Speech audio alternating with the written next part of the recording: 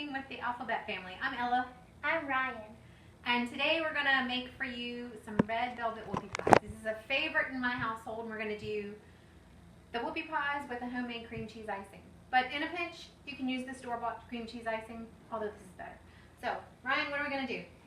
We're going to first melt the butter. Okay, so what do we need to do to melt the butter? We need to put it in the microwave for 30 seconds.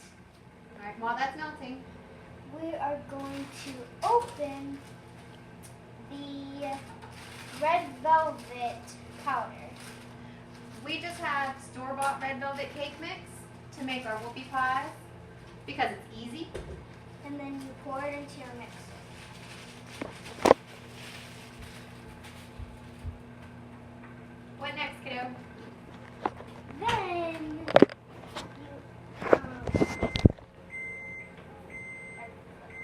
How much butter did we melt? we melted 1 stick.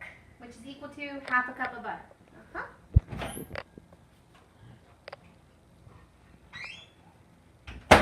What do we do? We pour the butter in. Yeah. So we've got 1 package of red velvet cake mix, With butter. a half a stick of butter. We need to add 1 egg. So it'd be better to crack it in a bowl and then you can check for shells. Good job. Do we have any shells? Did we crack it okay? Yes. We're all cracked good? Yep. All right, pour it in. See? And the last ingredient is just a teaspoon of vanilla. All right, let's put on the paddle mixer because it mixes it really well. All right, lock down our stand mixer and put it on stir. 1. And then we're going to clean up while we're at it. That's right. We try to keep the kitchen tidy as we're going. You want to look inside and see what this looks like as it's going? Yep. It's looking very red velvety. So we'll turn it up just a hair Just the 2. to make sure that we have no more dry ingredients in here whenever we're done. If we do, it's okay. We'll just get a silicone spatula and finish mixing it up. Rye, can you get a silicone spatula? Yes. Let's do that. So it doesn't matter what silicone spatula you use, but just make sure you have 1 silicone spatula. We're Okay. using our purple. So, let's scrape everything off of there. I'm not good at stuff. Okay, and then after we're done scraping most of it off, we always put it in the sink. But usually I always eat it, but Yeah, since we're doing this, she's not eating it. Otherwise, trust me, she would. Here, kiddo. okay, I'll go put it in the sink. So we'll just detach our bowl. And then we always mix it around first. And if you want to look inside, we've got all of the dry stuff picked up. Yep. So it's everything in here is wet. And it's a little thick. It's thicker than a cake mix. So it's more of a cookie mix in here. Because we're making red velvet whoopie pies. And they're going to be cookies after we're done baking. Let's get our pans. Yep. This typically makes 8 whoopie pies. So you'll have 16 halves. And then here's 2 spoons to use. Yes, we use a couple of spoons. We always want to make 2. We always want to do 2 because like we want to make them like we want to like, you know, take them off with the spoon. Much easier and a little bit cleaner than using your fingers. Yeah. Although, you know, using your fingers can be very tasty. Yeah, you can look at it. Yes, you can lick your fingers after. While you're doing all of this, before you start, you want to make sure that your oven is preheated to 350 degrees. Right here. That way, when you're ready to put your whoopie pies in, you don't have to wait because you don't want to put them into a cold oven. I've made some recipes that call for a cold oven, but not this one. See, on our sheet we can fit about 8 on here. And then we can pop those into the oven. So we'll pop these into the oven, just like Ryan said. while those are baking, And set our timer we'll get the next tray. for 8 minutes. And you can also look. Some ovens vary. Some ovens will take a little bit longer, and other ovens will take a little bit shorter amount of time. I'm trying to turn on the light. Just touch the oven light button. Yeah. There you go. See? That is what they look like while they're baking right now. So, let's turn off that. While the first round is baking, we'll finish taking the rest of the mix out of the bowl. We always want to get as much of it as we can on.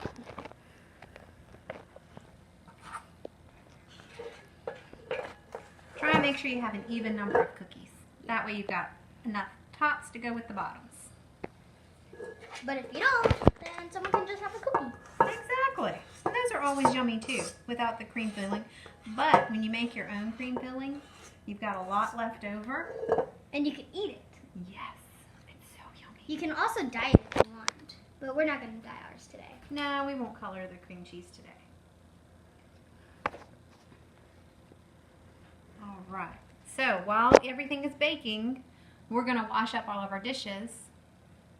We're going to wash up our dishes so that we've got a clean mixing bowl so we can work on our cream cheese icing.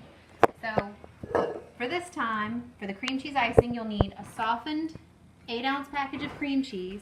I've left this out for about 4 hours and it's gotten to a good softened state. Some flour.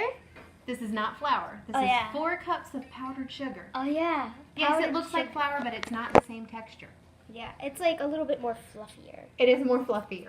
And softer. We've got 2 teaspoons of vanilla. And 1 whole stick of butter. And it's softened. So this has been sitting out for about 4 hours as well, so it's soft enough to mix in. So we've gotten both of the pans of whoopie pies in the oven. We're getting ready to take the second pan out. Now, please practice safety. Kids, if you're working with your parents or if you're doing this by yourself, make sure you use oven mitts. Do not touch a 350-degree pan coming out of the oven. It's very hot. We have a rule in our house, no trips to the ER. So this is what they look like coming fresh out of the oven. You'll let them sit here and finish cooking just for a few more minutes. And then they look like this. We usually give them the 8 minutes in between to finish cooking on the pan before we take them off. Oh, and So we're going to take this pan, which should be cooled down now. Yep. And one more thing. You see there's 8 cookies on this one, but there's 6 on this one. On the other one. So that means, like, there's 8 on this pan, but there's only 6 on this pan. But look, if you look at the good side, then 2, 2. See, there's 1, 1, 1, and then there is 1, 1, 1, 1. See? So there's how many whole cookies do we have in the end? Hold on, let me count. 7. Very good. Because we don't have enough for 8. So we'll take these off and let them finish cooling off of the pan. They've cooked all they needed to.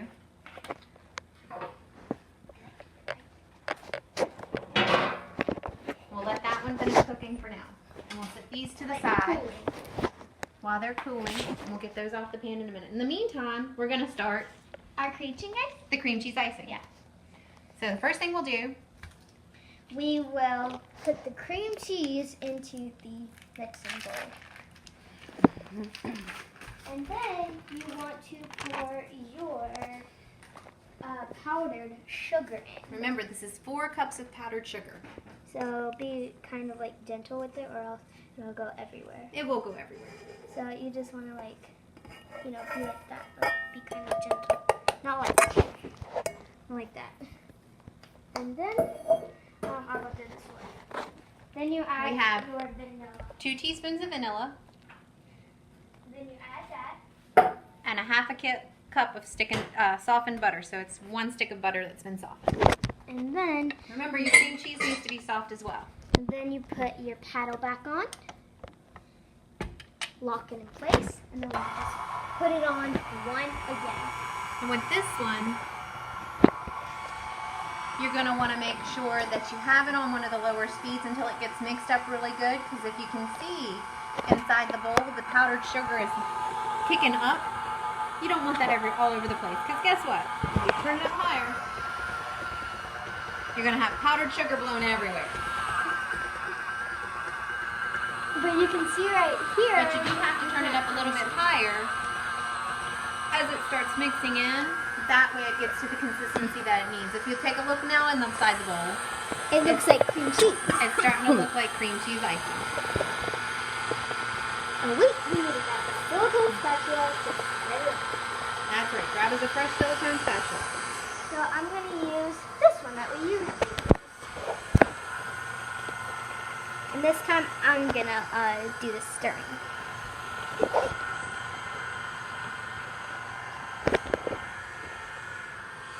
See? Now it looks like cream cheese. Let's pop this up. And then do that. And then we can just scrape it off. It's more easier because it's more like kind of thin, right? It is. We'll get a spoon out. And then... And we're going to taste it. Okay. Can I try? Yum. I'm going to try. Make sure you use a fresh spoon.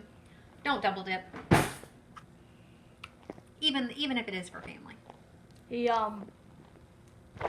Good to go? All right.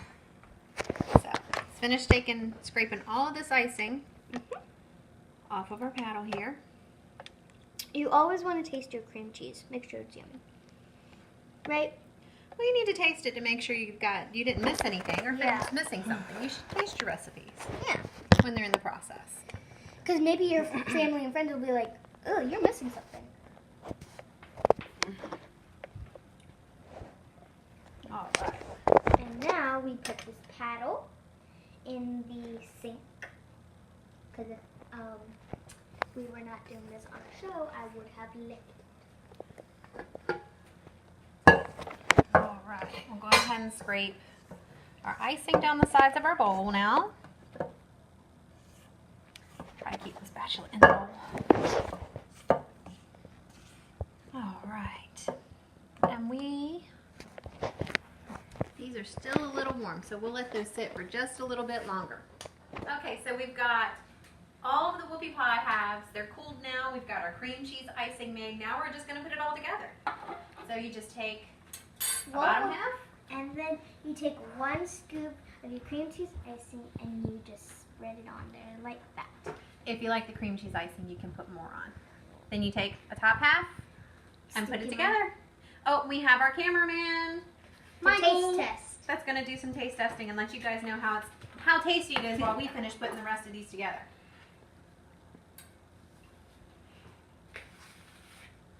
It's very yummy.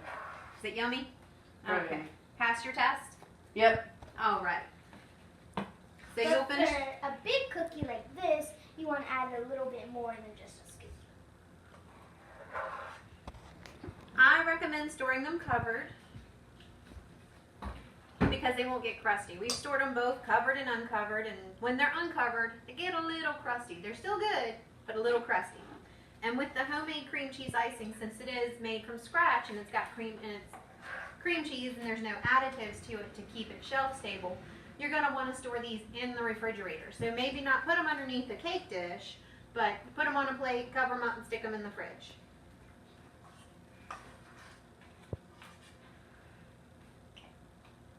We're going to finish filling these up with the icing. And then if we still have some left, we'll show you how to wrap it up and put it away. I think folks know how to wrap things up and put them away. Thank you for watching. Please remember to click like and subscribe, and we'll see you next time. Oh, Bye-bye. and Oh, sorry. Party Thank you to our recommendations? half-pint hi. cameraman back here. We've got If Dad you're- now filming. Yeah. If you're allergic to any of the ingredients, please don't eat any of these. I will show you These through are this not filming right gluten-free. No. No, none of this is gluten-free. I will research and make one that's gluten-free because we do have gluten-free friends. But if you're allergic to any ingredients, please don't eat any of these. But if you're fine and healthy, you can have one if you're not allergic to anything. Again, thank you. Make sure you click like and subscribe.